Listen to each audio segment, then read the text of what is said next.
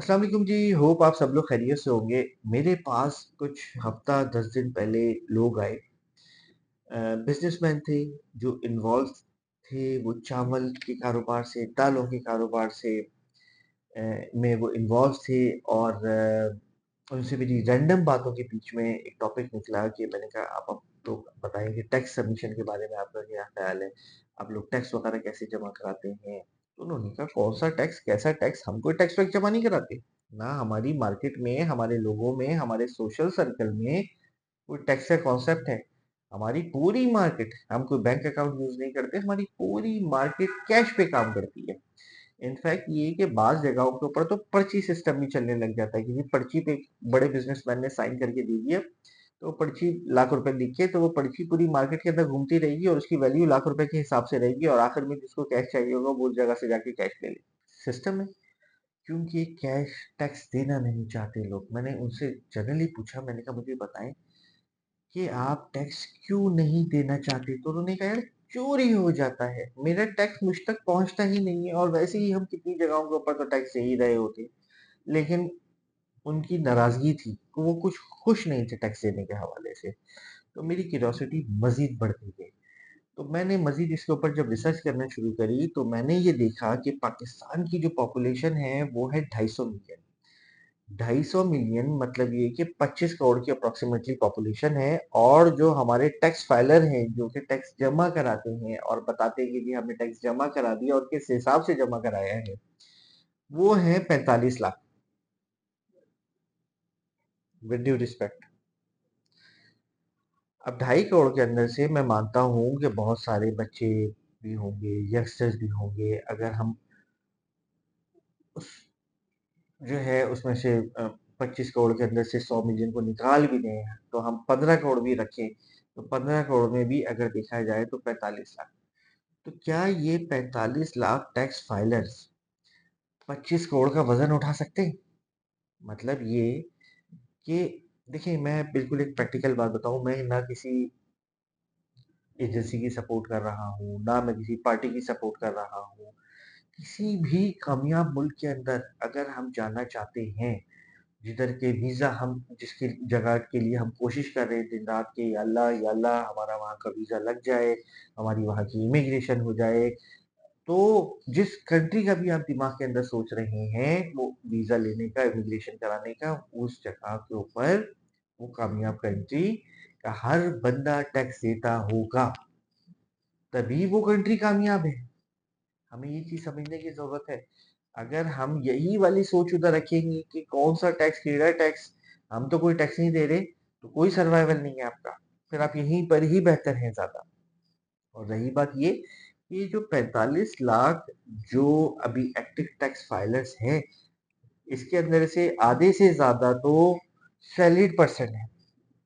Salaried person भी इसलिए है कि जो एम्प्लॉयर है वो तनख्वाह देते वक़्त ऑन सोर्स तनख्वाह देने के साथ-साथ उसकी तनख्वाह में से टैक्स काट के ऑलरेडी अथॉरिटीज़ को जमा करा देता है। मतलब ये कि वो इतना अच्छा काम इसलिए कर रहा है कि यूजुअली उनको, जैसे बड़े कारोबारी इनकम छुपाते हैं, एक्सपेंसेस ज़्यादा बढ़ा के दिखाते हैं कि जी हमारा तो इनकम कुछ हुई नहीं, हमारे खर्चे देखिए कितने हैं। तो ये जो तनख्वाहों में से एडवांस टैक्स काट-काट के पहले दे देते हैं कि ये देखिए ये तो हमारे एक्सपेंसेस है ना सारे, हमने इसका टैक्स देके सबसे पहले आपके पास जमा करा दिया। तो वो ऑन सोर्स कट जाता है। जब ऑन सोर्स कट जाता है, तो ये 45 लाख के अंदर से 20 लाख तो तनख्वाहदार होंगे कम से कम, शायद इससे ज़्यादा मैं कहूँ। तो वरना तो अदरवाइज़ यहाँ पे टैक्स है ही नहीं, यानी कि देने के लिए कोई तैयार ही नहीं है और हमारी एक्सपेक्टेशन है कि जी हमारे लिए सो एंड सो काम होंगे। मैंने उनसे पूछा, मैंने कहा कि अच्छा जी ये बताइए कि आप कहाँ रह रहे हैं? आप रहते किधर हैं? उन्हीं बिज़नेसमैन वालों लोगों से। तो उन्होंने कहा कि जी मेरे पास पैसे हैं, लेकिन वो व्हाइट नहीं है, ब्लैक है। व्हाइट ब्लैक का मतलब डॉक्यूमेंटेड अनडॉक्यूमेंटेड। मैंने डिक्लेयर नहीं किए हुए वो पैसे। तो गवर्नमेंट ने पहले 2 से 3 दफ़ा एमनेस्टी स्कीम लॉन्च कर चुका है, 5% पे, 7% पे। तो इस बार भी हम सुन रहे हैं कि 5-7% के ऊपर एमनेस्टी स्कीम आएगी। एमनेस्टी स्कीम वो होती है कि जब गवर्नमेंट को पैसों की ज़रूरत होती है, तो वो कहती है कि जी मैं एक सर्टेन टाइम के लिए अपनी आँखें बंद कर रही हूँ, या क अथॉरिटीज़ कहती हैं हम आँखें बंद कर रहे हैं, आपके पास जो ब्लैक है आप इतना परसेंट पैसा हमें दें और उसको अपने पास व्हाइट के अंदर शो करा दें। हम नहीं पूछेंगे ये पैसा आपका कहाँ से आया, हमें इतना परसेंट इसका दे दें, 5 से 7% यूजुअली होता है। शायद इससे कम भी होता है, लेकिन इस बार जो सुनने में आ रहा है, इन कारोबारी लोगों के दिमाग से कि जी 5 से 7% का रेट होगा। तो मैंने जब उनकी फ़ील्ड चेक करी कि वो किस बिज़नेस में काम करते हैं और उनका टैक्स कितना जमा होता है, कितना जमा होना चाहिए, तो वो कुछ उनकी ओवरऑल सेल का 3 साढ़े 3% था। तो मैंने उसी वक़्त उनको चेक करके बताया कि जी आप अगर ये साढ़े 3% हर महीने जमा कराते रहें अपनी सेल का, तो आपकी सारी चीज़ें ऑलरेडी व्हाइट हो जाएँगी। आपको ये एमनेस्टी स्कीम का इंतज़ार, ये आप अपने दिमाग में 7-8% की कॉस्ट बना के बैठे हुए हैं, इसकी तो ज़रूरत ही नहीं है। तो आप एक तो ज़्यादा पैसे दे रहे हैं, तकलीफ़ ज़्यादा उठा रहे हैं, आप कह रहे हैं कि जी मैं एमनेस्टी स्कीम में व्हाइट कराऊँगा तो फिर मैं घर खरीद सकता हूँ। तो मुझे ये चीज़ लगती है सबसे ज़्यादा कि लैक ऑफ एजुकेशन का इश्यू से मुराद ये कि लोगों को ये तो पता है कि अगर हम टैक्स जमा नहीं कराएँगे तो हमारी सिम बंद हो जाएगी, हमारे अकाउंट्स बंद हो सकते हैं, हमारे अकाउंटों के ऊपर जो पैसे हैं वो फ्रीज़ हो सकते हैं। लेकिन अभी तक किसी अथॉरिटीज़ की तरफ से ये नहीं बताया जा रहा कि अगर मैं टैक्स जमा कराऊँगा टाइम के ऊपर तो मुझे फ़ायदे क्या-क्या हैं? मुझे फ़ायदे क्या-क्या हैं? मुझे 2 तरह के जैसे मौलवी होते हैं, वो 2 तरह के मौलवी हैं।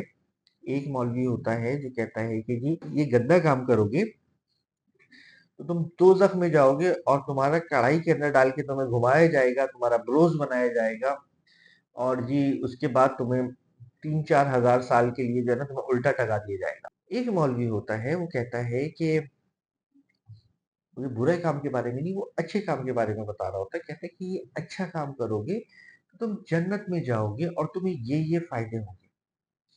तो हमारे इस कल्चर के अंदर विद ड्यू रिस्पेक्ट कि बुरे मौलवियों की जो वेटेज है वो थोड़ी-सी ज़्यादा हो गई है। इसीलिए लोग थोड़ा-सा अगेंस्ट हो गए हैं टैक्स सबमिशन कराने वाले इसके लिए मैं चाहूँगा कि अथॉरिटीज़ खुद भी आगे आएँ, तो खुद भी आगे आके लोगों को इसके फ़ायदे बताएँ कि जी वो उनके अंदर उनको क्या बैंकिंग के अंदर क्या एडवांटेजेस मिल सकते हैं, कम टैक्स स्लैब्स के ऊपर प्रॉपर्टीज़ बाय करने में उनको क्या आसानी हो सकती है, गाड़ियाँ रजिस्टर्ड कराने में क्या उनको फ़ायदे हो सकते हैं, रिबेट्स लेने में उनको क्या आसानियाँ हो सकती हैं। लेकिन ये सारी बातें अगर मैं लोगों से पूछता हूँ, तो उनको नहीं पता कि अगर वो फाइलर हो जाएँगे तो उनको क्या फ़ायदे होंगे। उनको सिर्फ़ यही डर होता है कि अगर हमने डिक्लेयर कर दी कोई चीज़ें, तो हमसे आगे सारी चीज़ें ये अथॉरिटीज़ लेके चली जाएँगी। अच्छा, एक किस्सा सुनाता हूँ, बड़ा ज़रूरी है, समझने की ज़रूरत है। 2015-16 की बात है। किसी मैं सोशल सर्कल में था, वहाँ पे मुझे पता चला कि किसी बैंक मैनेजर को फारिग कर दिया। अच्छा भाई क्या-क्या रीज़न थी बैंक मैनेजर को फारिग कर दिया? तो पता ही चला कि वो करता क्या था। वो अपने जो कम पढ़े-लिखे लोग होते थे, जो कि कारोबारी होते थे, कम पढ़े-लिखे लोग होते थे, उसको सिस्टम में से वो देख लेता था कि शर अपने टैक्स नहीं जमा कराता, तो वो लोगों को फ़ोन करता था, कहता था कि सर स्पेशली आप तो ऑफ़िस की तरफ, बैंक की तरफ आइएगा ही नहीं बिल्कुल भी। वो कहता है क्यों ना आऊँ मैं बैंक में, मेरा अकाउंट है बैंक में, मेरे पैसे पड़े हैं बैंक में। कह रहे सर समझा करें, आप मत आइएगा, आप मेरे भाइयों की तरह हैं प्लीज़। आप मैं शाम में बात करता हूँ। अब शाम तक वो क्लाइंट परेशान है कि मैनेजर ने मुझे क्यों मना किया? मैं कि क्या बोलता है कि जी नहीं आना, नहीं आना। शाम के अंदर वो मैनेजर फ़ोन करता है क्लाइंट को और कहता है कि सर आप आ जाना। वो क्लाइंट भागा-भागा जाता है, भई क्या हुआ? तो वो मैनेजर उस क्लाइंट को बोलता है कि जी सर मैंने आपको बचा लिया। आपका पर्चा लेकर आए थे वो कुछ अथॉरिटीज़ और वो कह रही थी कि हमें इस बंदे की अकाउंट की सारी इन्फॉर्मेशन दो। मैंने उनको कहा कि सर मैं कुछ भी नहीं दूँगा और वो इत्तेफ़ाक से मेरा पुराना जानने वाला निकल आया तो मैंने उसको 10,000 रुपए दिए और मैंने कहा कि जी ये फलाना साहब मेरे जानने वाले हैं, मेरे रिश्तेदार हैं, आप बस छोड़ दें इनको। तो मैंने आपका केस यहीं कहीं दफा करा दिया। और वो जो क्लाइंट है वो जी मैनेजर के हाथ चूम रहा है, कह रहा है कि 10,000 नहीं भाई, तू 20,000 रख। और जी तूने तो बहुत अच्छा काम कर दिया मेरा। लैक ऑफ इंफॉर्मेशन, अथॉरिटीज के खिलाफ डर, उसका फायदा वो शख्स उठा रहा था। देन फाइनली किसी क्लाइंट ने, उसने किसी गलत क्लाइंट को टैग किया, उसकी कंप्लेन हुई, और वो भाई साहब इंडस्ट्री से आउट हो गए, फारिग हो गए, वॉट एवर जो भी होना था। लेकिन मेरा बताने का मकसद है कि इस चीज का भी लोग फायदा उठाते हैं, लैक ऑफ इंफॉर्मेशन का। इसके लिए अथॉरिटीज को चाहिए कि वो आगे आए और जो जो फवाइद है वो आवाम को बताएं, इंस्टेड ऑफ कि आपका इस तारीख को 30 सितंबर को अकाउंट ब्लॉक हो जाएंगे, अगर आपने इस टाइम के ऊपर जमा नहीं कराया तो आपको डबल चार्ज देना पड़ जाएगा अपने टैक्स का, आपकी फलाना सो सो चीजें ब्लॉक हो जाएंगी।